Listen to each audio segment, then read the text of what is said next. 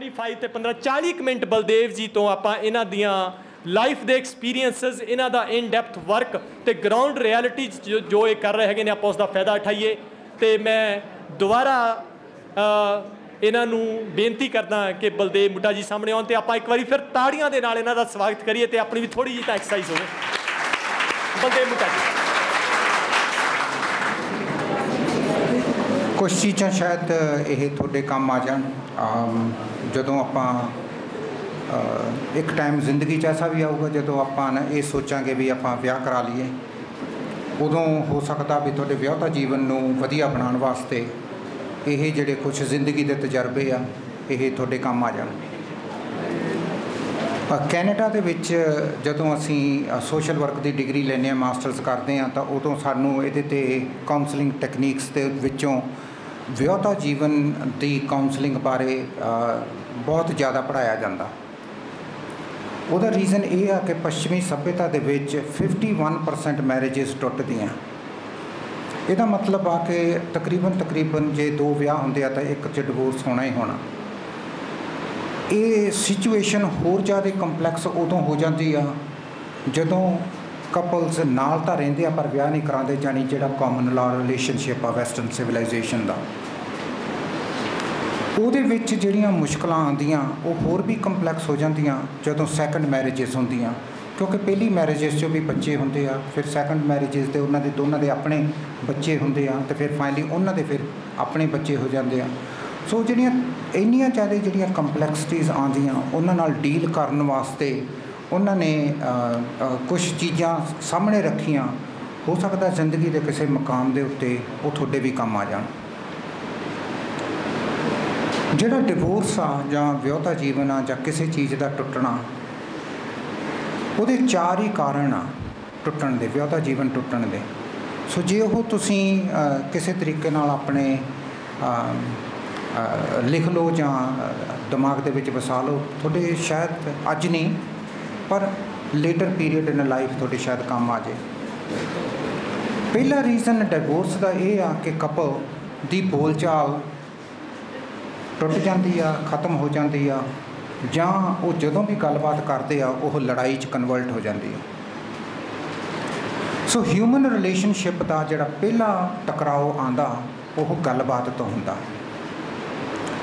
ਆਪਾਂ ਇਹ ਸੋਚਦੇ ਹਾਂ ਵੀ ਜਦੋਂ ਵਿਆਹ ਹੁੰਦਾ ਉਦੋਂ ਇੱਕ ਦੂਸਰੇ ਨੂੰ ਲਾਈਕ ਕਰਦੇ ਆ ਤਾਂ ਫਿਰ ਇਹ ਕਿਵੇਂ ਹੋ ਜਾਂਦਾ ਕਿ ਉਹ ਡਿਫਰੈਂਸਿਸ ਦੇ ਵਿੱਚ ਜਾਂ ਗੁੱਸੇ ਦੇ ਵਿੱਚ ਜਾਂ ਗਾਲਾਂ ਦੇ ਵਿੱਚ ਜਾਂ ਇਹੋ ਜਿਹੀਆਂ ਸਾਰੀਆਂ ਚੀਜ਼ਾਂ ਦੇ ਵਿੱਚ ਉਹ ਰਿਲੇਸ਼ਨਸ਼ਿਪ, ਹਿਊਮਨ ਰਿਲੇਸ਼ਨਸ਼ਿਪ ਕਿਵੇਂ ਕਨਵਰਟ ਹੋ ਜਾਂਦਾ ਔਰ ਕਿਉਂ ਇੰਨਾ ਉਹ ਦੁੱਖਦਾਇਕ ਬਣ ਜਾਂਦਾ ਕਿ ਜਿਹੜਾ ਕਪਲ ਆ ਉਹ ਬੋਲਣ ਤੋਂ ਵੀ ਜਾਂਦਾ।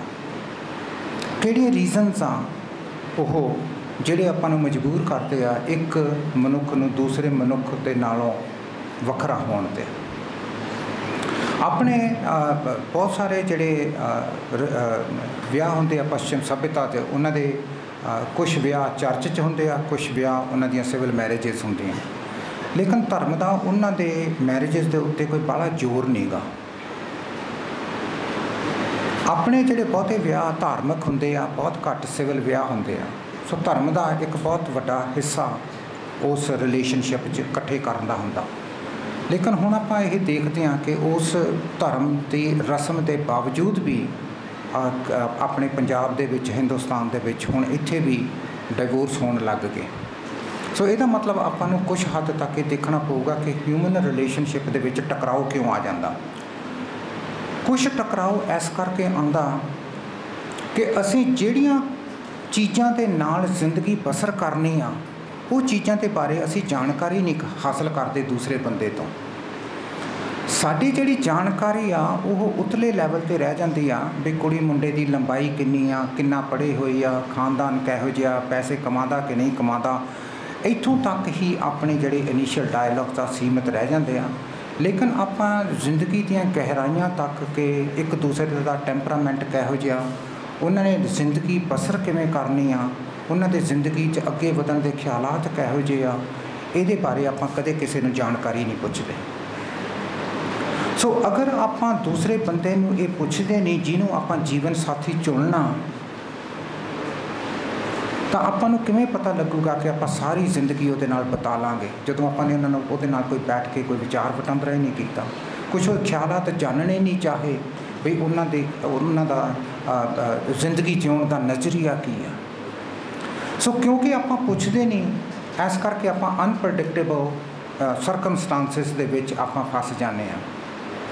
ਇਹ ਇੱਕ ਕਾਰਨ ਆ ਆਪਣੇ ਵਿਆਹ ਦਾ, ਆਪਣੇ ਮੈਰਿਜਸ ਟੁੱਟਣ ਦਾ ਇੱਕ ਕਾਰਨ ਆ ਕਿ ਆਪਾਂ ਡੂੰਘਾਈ ਦੇ ਵਿੱਚ ਮੌਕਾ ਹੀ ਨਹੀਂ ਦਿੰਦੇ ਇੱਕ ਦੂਸਰੇ ਨੂੰ ਗੱਲਬਾਤ ਪੁੱਛ ਕੇ ਉਹਨਾਂ ਤੋਂ ਇਹ ਜਾਣਨ ਦਾ ਕਿ ਜਿਹੜੇ ਢੰਗ ਤੌਰ ਤਰੀਕੇ ਨਾਲ ਆਉਣ ਵਾਲੇ ਟਾਈਮ ਦੇ ਵਿੱਚ ਤੁਸੀਂ ਜ਼ਿੰਦਗੀ ਬਤੀਤ ਕਰਦੇ ਹੋ, ਕੀ ਉਹੀ ਢੰਗ ਤੌਰ ਤਰੀਕਾ ਮੇਰੇ ਨਾਲ ਫਿੱਟ ਹੁੰਦਾ ਕਿ ਨਹੀਂ। ਇੱਕ ਰੀਜ਼ਨ ਤਾਂ ਇਹ ਆ, ਜੇ ਆਪਣਾ ਤੌਰ ਤਰੀਕਾ ਹੀ ਬਦਲ ਗਿਆ ਜਾਂ ਉਹਦਾ ਜਿਹੜਾ ਆਪਣਾ ਲਾਈਫ ਤੇ ਜੀਵਨ ਸਾਥੀ ਆ, ਅਗਰ ਉਹਦਾ ਤੌਰ ਤਰੀਕਾ ਹੀ ਵੱਖਰਾ, ਫਿਰ ਆਪਾਂ ਨੂੰ ਕੁਛ ਵੀ ਚੀਜ਼ ਅਗਲੇ ਬੰਦੇ ਦੀ ਪਸੰਦ ਨਹੀਂ ਆਉਂਦੀ ਅਤੇ ਫਿਰ ਜਿਹੜੀ ਗੱਲਬਾਤ ਆ ਉਹ ਬਹੁਤ ਔਖੇ ਟਾਈਮ ਪੀਰੀਅਡ ਦੇ ਵਿੱਚ ਦੀ ਲੰਘਦੀ ਹੈ। ਹਰ ਇੱਕ ਨਿੱਕਾ ਜਿਹਾ ਸ਼ਬਦ ਵੀ ਫਿਰ ਔਖਾ ਲੱਗਦਾ। ਸੈਕੰਡ ਚੀਜ਼ ਜਿਹੜੇ ਵਿਆਹ ਦਾ ਜੀਵਨ ਨੂੰ ਤੋੜਦੀ ਆ ਉਹ ਇਹ ਆ ਕਿ ਹਰ ਇੱਕ ਦਿਨ ਆਪਾਂ ਨੂੰ ਮੁਸ਼ਕਲਾਂ ਆਉਂਦੀਆਂ। ਜਿਹੜਾ ਵਿਆਹੁਤਾ ਜੀਵਨ ਆ ਉਹਦੇ ਵਿੱਚ ਵੀ ਮੁਸ਼ਕਲਾਂ ਆਉਂਦੀਆਂ, ਜਿਹੜੇ ਪੇਰੈਂਟਸ ਬੱਚਿਆਂ ਨਾਲ ਡੀਲ ਕਰਦੇ ਆ ਉਸ ਰਿਲੇਸ਼ਨਸ਼ਿਪ 'ਚ ਵੀ ਮੁਸ਼ਕਲਾਂ ਆਉਂਦੀਆਂ, ਜਿਹੜੇ ਬ੍ਰਦਰਸ ਐਂਡ ਸਿਸਟਰਸ ਆ ਉਹਨਾਂ ਦੇ ਰਿਲੇਸ਼ਨਸ਼ਿਪ 'ਚ ਵੀ ਮੁਸ਼ਕਲਾਂ ਆਉਂਦੀਆਂ, ਟੀਚਰ ਔਰ ਸਟੂਡੈਂਟ ਦੇ ਰਿਲੇਸ਼ਨਸ਼ਿਪ 'ਚ ਵੀ ਮੁਸ਼ਕਲਾਂ ਆਉਂਦੀਆਂ। ਲੇਕਿਨ ਬਹੁਤ ਹੱਦ ਤੱਕ ਆਪਾਂ ਇਹ ਮੁਸ਼ਕਲਾਂ ਨੂੰ ਓਵਰਕਮ ਕਰ ਲੈਂਦੇ ਹਾਂ, ਠੀਕ ਕਰ ਲੈਂਦੇ ਹਾਂ। ਲੇਕਿਨ ਕਈ ਵਾਰੀ ਜਿਨ੍ਹਾਂ ਕਪਲਸ ਦਾ ਡਿਵੋਰਸ ਹੁੰਦਾ ਉਹ ਇਹਨਾਂ ਮੁਸ਼ਕਲਾਂ ਨੂੰ ਹੱਲ ਨਹੀਂ ਕਰ ਸਕਦੇ। ਅਗਰ ਆਪਾਂ ਮੁਸ਼ਕਲਾਂ ਨੂੰ ਹੱਲ ਨਾ ਕਰੀਏ ਤਾਂ ਉਹ ਜਮ੍ਹਾਂ ਹੋਣੀਆਂ ਸ਼ੁਰੂ ਹੋ ਜਾਂਦੀਆਂ। ਜਦੋਂ ਮੁਸ਼ਕਲਾਂ ਜਮ੍ਹਾਂ ਹੋਣੀਆਂ ਸ਼ੁਰੂ ਹੋ ਜਾਂਦੀਆਂ ਤਾਂ ਸਾਡੀ ਉਸ ਬੰਦੇ ਦੇ ਨਾਲ ਗੱਲਬਾਤ ਹੋਣੀ ਵੀ ਘੱਟ ਜਾਂਦੀ ਆ। ਜਦੋਂ ਆਪਣੀ ਗੱਲਬਾਤ ਘੱਟ ਜੂਗੀ ਤਾਂ ਫਿਰ ਆਪਾਂ ਨੂੰ ਇਹ ਵੀ ਨਹੀਂ ਪਤਾ ਹੋਊਗਾ ਕਿ ਉਹ ਬੰਦਾ ਕਿੱਥੇ ਖੜਾ ਜਾਂ ਕੀ ਕਰਨਾ ਉਹਨੇ। ਸੋ ਥਰਡ ਚੀਜ਼ ਆ ਕਿ ਆਪਣੀਆਂ ਖਾਹਿਸ਼ਾਂ ਕਿਹੋ ਜਿਹੀਆਂ, ਆਪਣੀਆਂ ਐਕਸਪੈਕਟੇਸ਼ਨਸ ਕਿਹੋ ਜਿਹੀਆਂ ਇੱਕ ਦੂਸਰੇ ਦੇ ਪ੍ਰਤੀ। ਇਹ ਹਰ ਇੱਕ ਰਿਲੇਸ਼ਨਸ਼ਿਪ 'ਚ ਹੁੰਦੀ ਆ। ਟੀਚਰ ਦੀਆਂ ਵੀ ਸਟੂਡੈਂਟ ਤੋਂ ਐਕਸਪੈਕਟੇਸ਼ਨਸ ਆ, ਜਿਹੜੇ ਸਟੂਡੈਂਟਸ ਆ ਉਹਨਾਂ ਦੀਆਂ ਟੀਚਰ ਤੋਂ ਐਕਸਪੈਕਟੇਸ਼ਨਸ ਆ, ਪੇਰੈਂਟਸ ਦੀਆਂ ਬੱਚਿਆਂ ਤੋਂ ਆ, ਬੱਚਿਆਂ ਦੀਆਂ ਪੇਰੈਂਟਸ ਤੋਂ ਆ, ਹਸਬੈਂਡ ਦੀਆਂ ਵਾਈਫ ਤੋਂ ਆ, ਵਾਈਫ ਦੀਆਂ ਹਸਬੈਂਡ ਤੋਂ ਆ। ਸੋ ਹਰ ਇੱਕ ਇਨਸਾਨ ਦੀਆਂ ਇੱਕ ਦੂਸਰੇ ਤੋਂ ਐਕਸਪੈਕਟੇਸ਼ਨਸ ਆ। ਲੇਕਿਨ ਕੁਛ ਐਕਸਪੈਕਟੇਸ਼ਨਸ ਐਸੀਆਂ ਹੁੰਦੀਆਂ ਜਿਹੜੀਆਂ ਆਪਾਂ ਪੂਰੀਆਂ ਨਹੀਂ ਕਰ ਸਕਦੇ ਕਿਉਂਕਿ ਆਪਣੀ ਪਰਸਨੈਲਿਟੀ ਡਿਫਰੈਂਟ ਹੁੰਦੀ ਆ। ਕਈਆਂ ਬੰਦਿਆਂ ਨੂੰ ਬਾਹਰ ਜਾ ਕੇ ਰੋਟੀ ਖਾਣੀ ਪਸੰਦ ਹੁੰਦੀ ਹੈ, ਕਈਆਂ ਬੰਦਿਆਂ ਨੂੰ ਬਾਹਰ ਜਾ ਕੇ ਰੋਟੀ ਖਾਣੀ ਨਹੀਂ ਪਸੰਦ ਹੁੰਦੀ। ਹੁਣ ਕੀ ਕਰਾਂਗੇ ਜੇ ਆਪਣਾ ਦੋਨਾਂ ਦਾ ਵਿਆਹ ਹੋ ਗਿਆ ਤਾਂ? ਇੱਕ ਬੰਦਾ ਟੀਵੀ ਬਹੁਤ ਦੇਖਦਾ, ਦੂਸਰਾ ਬੰਦਾ ਟੀਵੀ ਬਿਲਕੁਲ ਹੀ ਨਹੀਂ ਦੇਖਦਾ। ਇੱਕ ਬੰਦੇ ਨੂੰ ਕਿਤਾਬ ਪੜ੍ਹਨੀ ਪਸੰਦ ਆ, ਦੂਜੇ ਨੂੰ ਉੱਚੀ ਰੇਡੀਓ ਲਾ ਕੇ ਸੁਣਨਾ ਪਸੰਦ ਆ। ਕਿਉਂਕਿ ਆਪਾਂ ਨੇ ਕੰਪੈਟੇਬਿਲਿਟੀ ਫੈਕਟਰਸ 'ਤੇ ਕੋਈ ਗੱਲ ਹੀ ਨਹੀਂ ਕੀਤੀ। ਹੁਣ ਜਿਹੜੀਆਂ ਐਕਸਪੈਕਟੇਸ਼ਨਸ ਆ ਵੀ ਉਹ ਕਦੇ ਨਾ ਟੀਵੀ ਦੇਖੇ, ਉਹ ਕਦੇ ਨਾ ਆਹ ਕਰੇ, ਉਹ ਕਦੇ ਨਾ ਆਹ ਕਰੇ, ਆਹ ਜਿਹੜੀਆਂ ਐਕਸਪੈਕਟੇਸ਼ਨਸ ਆ ਇਹ ਲੜਾਈ ਨੂੰ ਜਨਮ ਦਿੰਦੀਆਂ।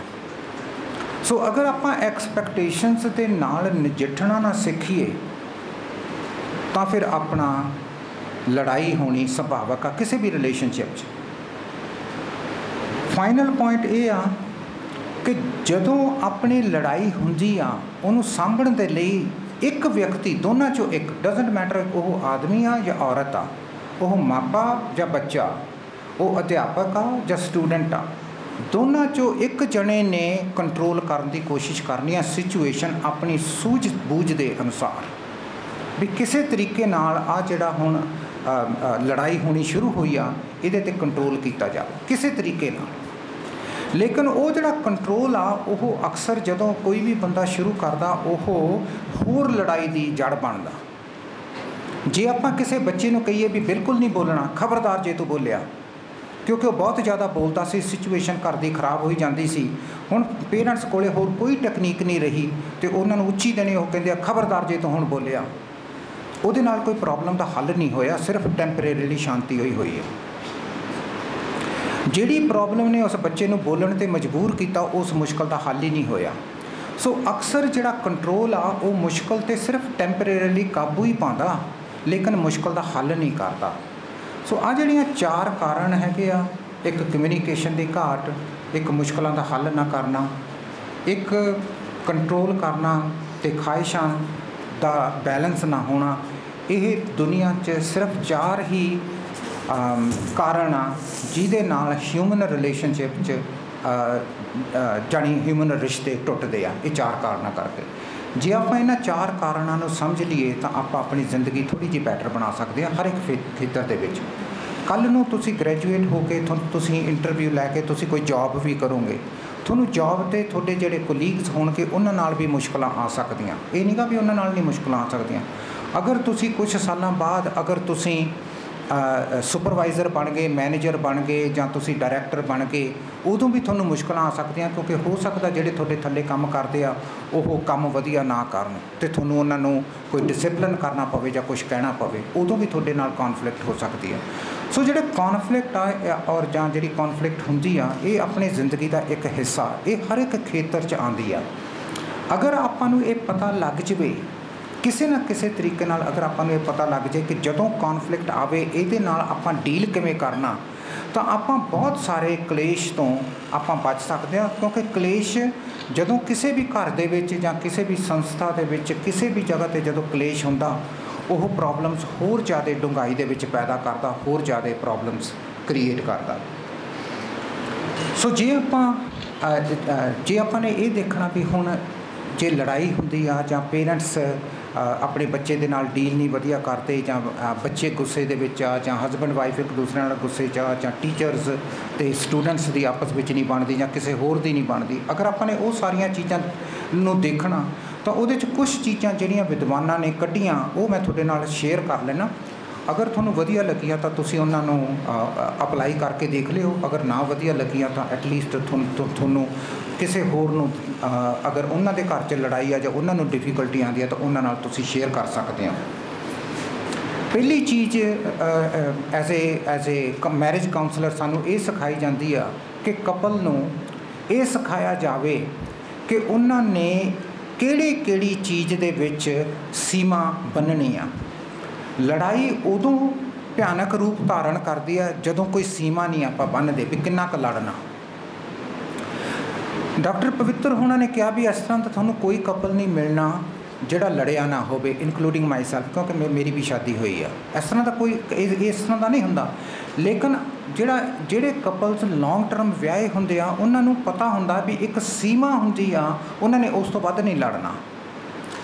ਕਈਆਂ ਕਪਲਸ ਜਿਹੜੇ ਬਹੁਤ ਜ਼ਿਆਦਾ ਲੜਦੇ ਆ ਉਹ ਲੜਾਈ ਨੂੰ ਬਹੁਤ ਜ਼ਿਆਦਾ ਇਸ ਕਰਕੇ ਵਧਾ ਲੈਂਦੇ ਆ ਕਿਉਂਕਿ ਕਿਸੇ ਨੇ ਉਹਨਾਂ ਨੂੰ ਕੋਈ ਟੈਕਨੀਕਸ ਨਹੀਂ ਦਿੱਤੀਆਂ ਵੀ ਇਸ ਦਾਇਰੇ ਤੋਂ ਬਾਹਰ ਨਹੀਂ ਹੋਈਦਾ। ਸੋ ਜੇ ਤੁਸੀਂ ਇਹ ਦਿਮਾਗ ਦੇ ਵਿੱਚ ਰੱਖ ਲਓ, ਅਗਰ ਤੁਹਾਨੂੰ ਕਿਸੇ ਨੇ ਪੁੱਛਿਆ ਜਾਂ ਕਦੇ ਵੀ ਪੁੱਛਿਆ, ਤੁਸੀਂ ਕਹੋ ਵੀ ਤੁਸੀਂ ਲੜੋ ਜ਼ਰੂਰ ਪਰ ਇੱਕ ਦਾਇਰੇ ਦੇ ਵਿੱਚ ਰਹਿ ਕੇ। ਉਹ ਦਾਇਰਾ ਤੁਸੀਂ ਦੋਨੋਂ ਧਿਰਾਂ ਤੈਅ ਕਰ ਲੈਣ ਵੀ ਕਿੰਨਾ ਕੁ ਉਹਨਾਂ ਨੇ ਸੀਮਤ ਲੜਨਾ। ਇੱਕ ਤਾਂ ਇਹ ਚੀਜ਼ ਬਹੁਤ ਇੰਪੋਰਟੈਂਟ ਆ। ਸੈਕੰਡ ਚੀਜ਼ ਜਿਹੜੀ ਇੰਪੋਰਟੈਂਟ ਆ ਹਿਊਮਨ ਰਿਲੇਸ਼ਨਸ਼ਿਪ ਦੇ ਵਿੱਚ ਉਹ ਇਹ ਆ ਕਿ ਆਪਾਂ ਨੂੰ ਡਿਫਰੈਂਸਿਸ ਦੇ ਨਾਲ ਰਹਿਣਾ ਆਉਣਾ ਚਾਹੀਦਾ।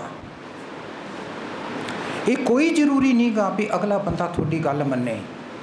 ਅਗਰ ਤੁਸੀਂ ਇਤਿਹਾਸ ਦੇ ਵਿੱਚ ਵੀ ਫੋਲੋ ਤੇ ਗੁਰੂ ਗੋਬਿੰਦ ਸਿੰਘ ਜੀ ਲੜਾਈ ਦੇ ਮੈਦਾਨ ਦੇ ਵਿੱਚ ਉਹਨਾਂ ਨੂੰ 40 ਸਿੱਖ ਉਹਨਾਂ ਦੇ ਨਾਲ ਡਿਫਰੈਂਸਿਸ ਕਰਕੇ ਉਹਨਾਂ ਨੂੰ ਛੱਡ ਕੇ ਚਲੇ ਗਏ।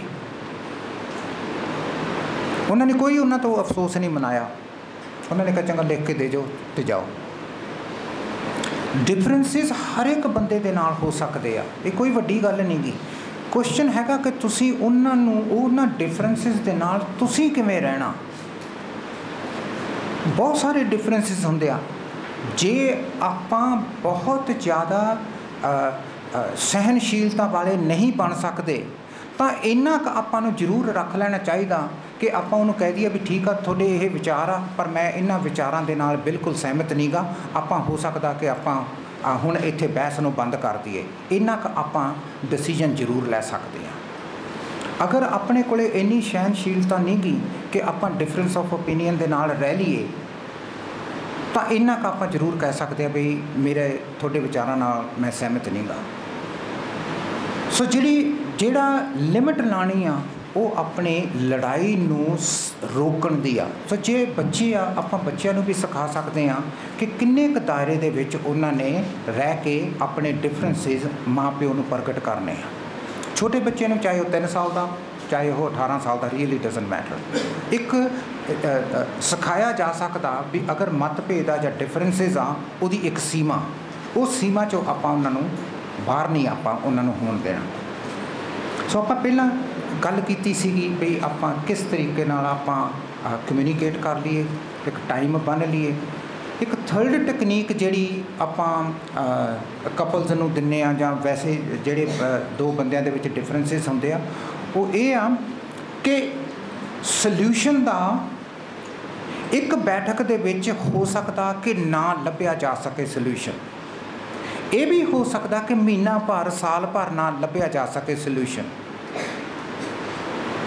सल्यूशन कई बारी बड़ा लंबा टाइम लेंदी आ, कई बारी ਉਹ अपना ही ਉਹਦਾ एक हल ਦਾ एक अपना ही वक्त आ। ਆਪਾਂ हल ਨੂੰ फोर्स नहीं किसी ते कर किया जा सकता भी नहीं हुण आए होई होगा अज शाम के 6 बजे तक ਆਪਾਂ हल करके ही रवांगे। ये इस तरह नहीं होंदा। सो ਇਹਦਾ मतलब आ जब तक हल नहीं निकलता उदों तक की करना कि ਆਪਾਂ चुप कर जाइए, बोलीए ना किसी नाल। ਉਹ ਜਿਹੜੀ ਐਂਬੀਗੁਇਟੀ ਆ, ਜਿਹੜੇ ਕਪਲਸ ਬਹੁਤ ਲੰਬੇ ਸਾਲ ਵਧੀਆ ਵਿਆਹਤਾ ਜੀਵਨ ਦੇ ਵਿੱਚ ਵਿਚਰਦੇ ਆ, ਉਹ ਇਸ ਐਂਬੀਗੁਇਟੀ ਦੇ ਨਾਲ ਡੀਲ ਕਰਨਾ ਸਿੱਖ ਲੈਂਦੇ ਆ। ਉਹਨਾਂ 'ਚ ਹੋ ਜਾਂਦਾ ਜਿਹੜੇ ਜਿਨ੍ਹਾਂ ਦੇ ਬੱਚੇ ਵਧੀਆ ਨਿਕਲਦੇ ਆ, ਉਹ ਮਾਪੇ ਆਪਣੇ ਬੱਚਿਆਂ ਦੇ ਮਤਭੇਦ ਦੇ ਨਾਲ ਰਹਿਣਾ ਸਿੱਖ ਲੈਂਦੇ ਆ। ਇਹ ਕੋਈ ਜ਼ਰੂਰੀ ਨਹੀਂ ਗਾ ਵੀ ਹਰ ਇੱਕ ਪੇਰੈਂਟ ਦਾ ਵਿਚਾਰ ਬੱਚਿਆਂ ਦੇ ਨਾਲ ਬਿਲਕੁਲ ਰੂਬਰੂ ਹੋਵੇ, ਇਹ ਕੋਈ ਜ਼ਰੂਰੀ ਨਹੀਂ। ਲੇਕਿਨ ਅਗਰ ਆਪਾਂ ਘਰ ਦੇ ਵਿੱਚ ਲੜਾਈ ਪਾ ਕੇ ਰੱਖਾਂਗੇ ਫਿਰ ਦੋ ਪ੍ਰੋਬਲਮਸ ਖੜੀਆਂ ਹੋਣਗੀਆਂ। ਇੱਕ ਤਾਂ ਜਿਹੜੀ ਪ੍ਰੋਬਲਮਸ ਦੇ ਨਾਲ ਲੜਾਈ ਸ਼ੁਰੂ ਹੋਈ ਆ ਉਹਦਾ ਨਹੀਂ ਹੱਲ ਲੱਭ ਰਿਹਾ, ਦੂਸਰੀ ਗੁੱਸੇ ਦੇ ਵਿੱਚ ਰਿਸ਼ਤਿਆਂ ਦੇ ਵਿੱਚ ਹੋਰ ਜ਼ਿਆਦਾ ਕੜਤਨ ਆ ਰਹੀ ਆ। ਫਿਰ ਇੱਕ ਦਿਨ ਐਸਾ ਹੁੰਦਾ कि माँ प्यो गुस्से दे विच बच्चे नूं कहंदे जा बाहर निकल जा। ਉਹਦਾ यही रीज़न आ कि आपां इन्ना ज़्यादा प्रैशर पा रहे हैं अपने आप ते कि हल हुणे निकलना चाहिए राइट नाउ। और कई बारी तुसीं देखोगे कि मापे इन्ने खिज जाते आ क्योंकि उन्होंने किसी ने दसिया नहीं, वो इत्थों तक भी बच्चे नूं कह देंगे जा बाहर निकल जा, राइट नाउ हुणे निकल बाहर, और घरों कढ़ दिंदे आ। ये भी सुनने च आया खास करके पंजाब च, क्योंकि अपना खेतीबाड़ी के नाल संबंधित आ भी उन्होंने बदखल ही करता बच्चे नूं। सो इस करके जे रिश्ता ही टुट गया, हुण तुसीं खत्म ही कर लिया, फिर जिहड़ी मुश्किल ने उस प्रॉब्लम नूं जन्म दिता वो तो कदे भी सॉल्व नहीं होगी, that will never be solved. चौथी चीज़ ये आ कि कुछ चीज़ां ऐसियां जिहड़ियां आपां तो सॉल्व नहीं हो सकदियां, उन्हां दे वास्ते किसी होर दी हैल्प लैनी जरूरी आ।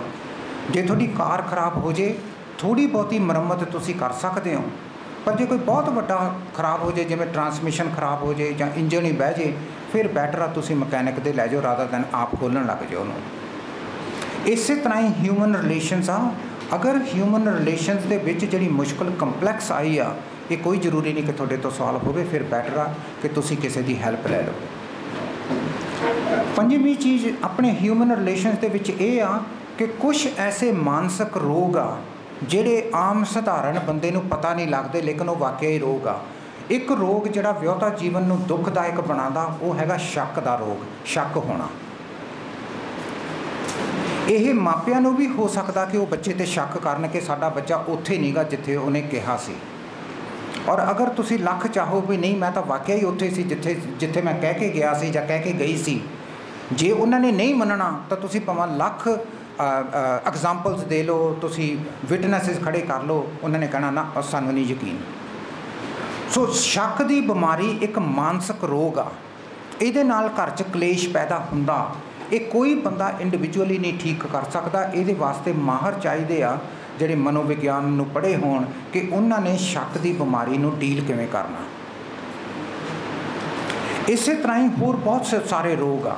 डिप्रैशन एक रोग आ, डिप्रैशन नाल बच्चे की परसनैलिटी चेंज हो जाती है, वड्डियां दी भी परसनैलिटी चेंज हो जाती है। बहुत सारे नशे ऐसे आ जिहदे नाल मानसिक रोग हो जाते हैं, बहुत सारे नशे ऐसे आ जिहड़े मानसिक रोग आ उन्हां दीयां बहुत सारियां, जिवें बॉर्डरलाइन परसनैलिटी डिसऑर्डर आ, जिवें साइकोपैथ्स हुंदे आ, जिवें नार्सिसिस्टिक बिहेवियर आ, ਜਿਹੜਾ जे थोड़ा मैं थोड़ा एग्जाम्पल दे के सॉरी होर कोई मेरे को हुण इस वक्त मैनूं एग्जाम्पल ही नहीं आ रही। अगर थोड़े लाइफ पार्टनर की परसनैलिटी नार्सिसिस्टिक आ वो तुहानूं दुख देऊगा सारी उम्र। नारसिसिस्टिक परसनैलिटी वो हुंदी आ कि उन्होंने अपना स्वार्थ पूर्ण करन दे लई कुछ भी करना, उन्होंने किसी दूसरे ते दया नहीं आती। नारसिसिस्टिक परसनस वो हुंदे आ जिन्हां ने अपना पहल पहला रखना, उन्होंने आप पहला रोटी खानिया, आप पहला चीज़ां खरीदनिया, आप सारा कुछ करना, आप बाहर तुरे फिरना। जो अगले बंदे ने कहना मैं बाहर चलिया, उन्होंने कहना क्यों बाहर नहीं जाइदा हुंदा, चंगा नहीं। ये नारसिसिस्टिक परसनैलिटी आ। लेकिन ਇਹਦਾ विश्लेषण कौन करूगा? ਇਹਦਾ विश्लेषण एक ऑर्डिनरी बंदा नहीं कर सकता। उन्होंने नहीं पता भी वो नारसिसिस्टिक परसनैलिटी आ। वो तो कहोगा यार ये लड़दा बहुत है, मैनू जान ही नहीं दिंदा किते, ये तो सारा कुछ अपने ते ही खर्चा करी जाता, ये तो जदों जाता बाहर 5-6 हज़ार रुपया खर्च दिंदा, पर जे मैं $5 रुपये की भी कोई चीज़ खर्चदी हाँ तो मेरे नाल लड़न लग जाता। उन्होंने जी ये असैसमेंट नहीं हुंदी कि इनू मानसिक रोग आ। वो तो यही समझते आ भी ये तो कंट्रोल ही बहुत करता, ये तो कंट्रोल बहुत करता, इन्हें तो पता नहीं की होया रहिंदा, ये कदे शक ही करता। सो इस तरह के बहुत सारे मानसिक रोग आ जिन्हां दा डायरैक्ट असर ह्यूमन रिलेशनशिप ते पैंदा। सो ਉਹਦੇ ਲਈ अगर ਤੁਸੀਂ ਉਹਦੀ ਟੈਕਨੀਕ ਕੀ ਆ, ਉਹਦੀ ਟੈਕਨੀਕ ਇਹ ਆ ਕਿ ਜਿਹੜੀਆਂ ਆਰਡੀਨਰੀ ਡਿਫਰੈਂਸਿਸ ਆ ਘਰ ਦੇ ਵਿੱਚ, ਆਰਡੀਨਰੀ ਲੜਾਈਆਂ, ਉਹ 2 ਸਾਲ ਦੇ ਅੰਦਰ ਅੰਦਰ ਖਤਮ ਹੋ ਜਾਣੀਆਂ ਚਾਹੀਦੀਆਂ। अगर कोई लड़ाई ऐसी आ ਜਿਹੜੀ लंबी चढ़ी, कई ਜਿਹੜੇ कपल्स ਹੁੰਦੇ ਆ, ਤੁਹਾਨੂੰ शायद ਤੁਹਾਡੇ ਰਿਸ਼ਤੇਦਾਰੀ ਦੇ ਵਿੱਚ ਵੀ ਇਹੋ ਜਿਹੇ कपल्स ਹੋਣ ਜਿਹੜੇ ਪਿਛਲੇ 25 ਸਾਲਾਂ ਤੋਂ ਲੜਦੇ ਆ ਰਹੇ ਆ। ਉਹਨਾਂ ਨੇ ਇੱਕ ਦੂਜੇ ਨੂੰ ਛੱਡਣਾ ਵੀ ਨਹੀਂ ਤੇ ਇੱਕ ਦੂਜੇ ਦੇ ਨਾਲ ਰਹਿਣਾ ਵੀ ਨਹੀਂ। उन्होंने कंटीन्यूअसली कलेश करी रखना, तो आंढ गुआंढ सारिਆਂ ਨੂੰ बिपता पाई रखनिया, इनकलूडिंग रिश्तेदारां ਨੂੰ। ਜਦੋਂ ही लड़ाई होगी उदों ही फोन करके सद लैणगे, पंचायत हो जूगी, 6 महीने काम रहूगा, 7वें महीने फिर लड़न लग जाते हैं। सो ये जिहड़े इस तरह दीयां जिहड़ियां मानसिक रोग दे नाल जिहड़ियां परेशानियां शुरू हुंदियां, इन्हां दे बारे अपना जीवन साथी चुनने तो पहलां इन्हां दे बारे ज्ञान कर लेना बहुत जरूरी आ। क्योंकि ਜਿਹੜੇ ਨਾਰਸਿਸਿਸਟਿਕ ਪਰਸਨੈਲਿਟੀ ਦੇ ਮਾਲਕ ਆ, ਬਾਰਡਰਲਾਈਨ ਪਰਸਨੈਲਿਟੀ ਦੇ ਮਾਲਕ ਆ ਤੇ ਸਾਈਕੋਪੈਥ ਪਰਸਨੈਲਿਟੀ ਦੇ ਮਾਲਕ ਆ, ਉਹ ਅਬਵ ਐਵਰੇਜ ਇੰਟੈਲੀਜੈਂਸ ਦੇ ਬੰਦੇ ਹੁੰਦੇ ਆ। ਉਹਨਾਂ ਨੂੰ ਇਹ ਕਹਿਣਾ ਕਿ ਇਹ ਮਾਨਸਿਕ ਰੋਗੀ ਆ ਦਿਲ ਨਹੀਂ ਮੰਨਦਾ। अगर ਤੁਹਾਡਾ ਪਾਰਟਨਰ ਸਾਈਕੋਪੈਥ ਆ, ਬਾਰਡਰਲਾਈਨ ਪਰਸਨੈਲਿਟੀ ਡਿਸਆਰਡਰ ਆ ਜਾਂ ਨਾਰਸਿਸਿਸਟਿਕ ਬਿਹੇਵੀਅਰ ਦੇ ਨਾਲ ਆ, ਤੁਹਾਡਾ ਰਹਿਣਾ ਨਰਕ ਬਣ ਜਾਊਗਾ। लेकिन तुसी पिन पॉइंट नहीं कर सकोगे किसी नूं भी ये काते ऐ करदा। वो कहोगा कोई नहीं, इहदा सुभाਅ ही आ, भी कोई नहीं, तू चुप कर जिया कर, तू ना अग्यों बोलिया कर। आमें बाला नहीं बोली दा हुंदा, जदों अग्यों बोलदा तू चुप कर जिया कर, बाहर चले जाया कर, कुछ कर लिया कर। ये कोई टैक्नीक्स नहीं गियां जिहड़े बंदे नूं मानसिक रोग आ उहदे नाल रहण दियां, ये कोई टैक्नीक्स नहीं। इस करके बहुत सारे विआहता जीवन च जदों असीं लड़ाइयां देखते हैं, खास करके जिन्हां दे विआह 25 साल तक रहिंदे आ और लड़ी तुरे जा रहे आ और कलेश करते आ, उन्हां नूं किसी न किसी रूप दे विच मानसिक रोग हुंदा। वो जदों कोई मनोविग्यानी उन्हां नूं देखदा, असैसमेंट करदा, फिर जाके अगर वो चाहण तां उन्हां नूं टैक्नीक्स दे के वो ठीक कर सकदा। सो इस करके अगर थोड़ी कोई मुश्किल घर च कोई भी जी ऐसी चीज़ आ, अगर वो 2 साल तो वध चलदी आ और थोड़े अपने कीतियां ठीक नहीं हुई, फिर तुसी किसी माहर नूं जरूर मिलो। तुसी गुप्त भी मिल सकते हो, तुसी कह सकते हो भी मैं थोनों ये नहीं दसना भी कौन आ, पर एक बंदे नूं प्रॉब्लम आ, वो आए करदा। वो जिहड़ा बंदा होगा वो थोनों होर क्वेश्चन पुछ के उसकी परसनैलिटी असैस करके थोनों दस सकदा भी आ परसनैलिटी का वो मालिक आ ते तुसी आए करो। अजकल जो मैं ग्रैजुएट होया सी बहुत साल पहला, उदों ये टैक्नीक्स नहीं सी, लेकिन अजकल जो असी वापस जाने एवरी साल सानू अपनियां डिग्रियां एवैल्यूएट करानियां पैंदियां। सो उहदे विच सानू कुछ ना कुछ नवां दिखाना पैंदा भी असी कुछ सीखिया, तां वो साडी डिग्री एवैल्यूएट करते हैं कैनेडा च। इहो नहीं गा भी एक बारी तुसी पढ़ ले तो मुड़ के तुहानूं जाण दी स्कूल जाण दी लोड़ ही नहीं, इहो नहीं हुंदा कैनेडा च। तुहानूं हर साल वापस जाके तुहानूं ये कन्विंस करना पैंदा भी मॉडर्न टैक्नीक्स तुसी सीखदे हो हर साल, ਤਾਂ ਤੁਹਾਡਾ ਜਿਹੜਾ ਲਾਇਸੈਂਸ ਆ ਉਹ ਰੀਨਿਊ ਹੁੰਦਾ ਕਾਉਂਸਲਿੰਗ ਦਾ। ਸੋ ਜਿਹੜੀਆਂ ਨਵੀਂ ਟੈਕਨੀਕਸ ਆਈ ਆ ਉਹ ਇਹ ਹੈਗੀ ਆ ਵੀ ਤੁਸੀਂ ਕਿਸੇ ਬੰਦੇ ਦਾ ਪ੍ਰੋਫਾਈਲ ਬਣਾਉਣਾ। ਜਿਵੇਂ ਪੁਲਿਸ ਕਿਸੇ ਡਾਕੂ ਦਾ ਪ੍ਰੋਫਾਈਲ ਬਣਾਉਂਦੀ ਆ, ਇਸੇ ਤਰ੍ਹਾਂ ਹੀ ਜਿਹੜਾ ਬੰਦੇ ਦੇ ਨਾਲ ਤੁਹਾਨੂੰ ਬਹੁਤ ਜ਼ਿਆਦਾ ਮੁਸ਼ਕਲ ਆ ਉਹਦਾ ਪ੍ਰੋਫਾਈਲ ਬਣਾਉਂਦੇ ਆ ਔਰ ਐਕਚੁਅਲੀ ਪੇਪਰ 'ਤੇ ਬਣਾਉਂਦੇ ਆ। ਉਹ ਤੁਹਾਨੂੰ ਕਹਿੰਦੇ ਆ ਵੀ ਤੁਸੀਂ ਬਣਾਓ ਪ੍ਰੋਫਾਈਲ।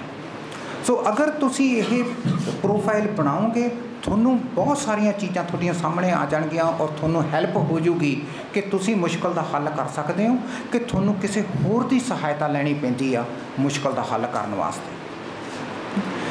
सधारण कॉन्फ्लिक्ट नूं आपां टाल सकते हैं, आपां टाइम आउट कर सकते हैं, आपां बाहर जा सकते हैं, आपां कल ते पा सकते हैं। सधारण प्रॉब्लम्स नूं, सधारण प्रॉब्लम्स इन्हां टैकनीक्स ते वर्क कर सकदियां, पर जदों किसी नूं मानसिक रोग हुंदा फिर नहीं ये काम करते, फिर कोई पोस्टपोनमेंट वर्क नहीं करती क्योंकि वह मानसिक रोगी आ, उन्होंने हैल्प की लोड़ आ।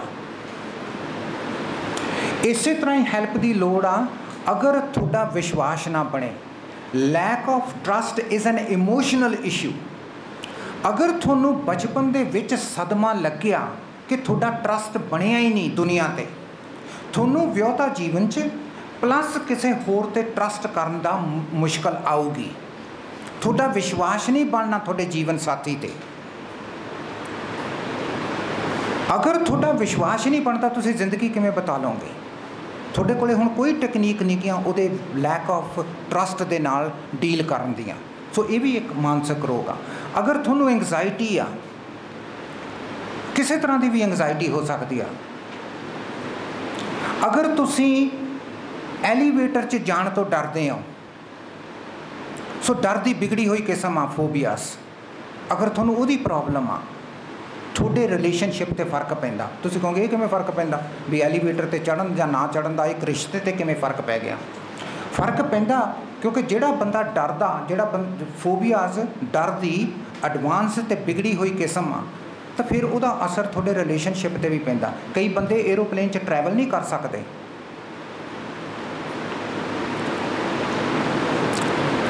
जिहड़ा बहुत सारे बंदे आ जिन्होंने लर्निंग डिसेबिलिटीज़ आ, वो लिख नहीं सकते, कई पढ़ नहीं सकते, कईयां अखर पुट्ठे दिखते आ, कई पढ़ते आ लेकिन उन्होंने दिमाग च नहीं बढ़ता, वो कंप्रीहेंड नहीं कर सकते। सो हज़ार किस्म दी लर्निंग डिसेबिलिटीज़ आ। कई बंदियां मैथ नहीं चेते रहिंदा पर नंबरस बड़े चेते रहिंदे। जे उन्होंने कहो भी 2 + 2 किन्ने हुंदे, उन्होंने वो 4 नहीं कह सकते।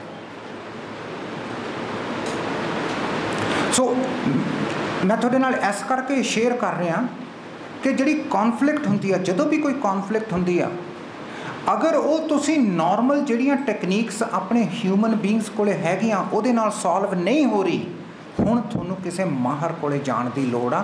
तुसी उहनूं वेट ना करो क्योंकि जिन्ना ज़्यादा तुसी वेट करोगे उन्ना ज़्यादा नुकसान पहुँचूगा, कंटीन्यूअसली नुकसान पहुँचूगा। सो बहुत सारे फैक्टर्स होंदे आ, लड़ाई दे बहुत सारे फैक्टर्स होंदे आ, कलेश दे। उन्होंने अगर आपां सोच समझ के आपां चलीए तो आपां मुश्किलों के उत्ते हल पा सकते हैं।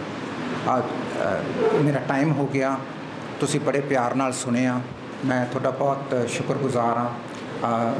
डॉक्टर साहब का बहुत शुक्रगुजार हाँ, इन्होंने टाइम दिता, तुसी बड़े प्यार नाल बैठे, थोड़ा भी बहुत शुक्रगुजार। Thank you. जे मौका मिले जिंदगी फिर किसी मुलाकात होगी। थैंक्स। All of you.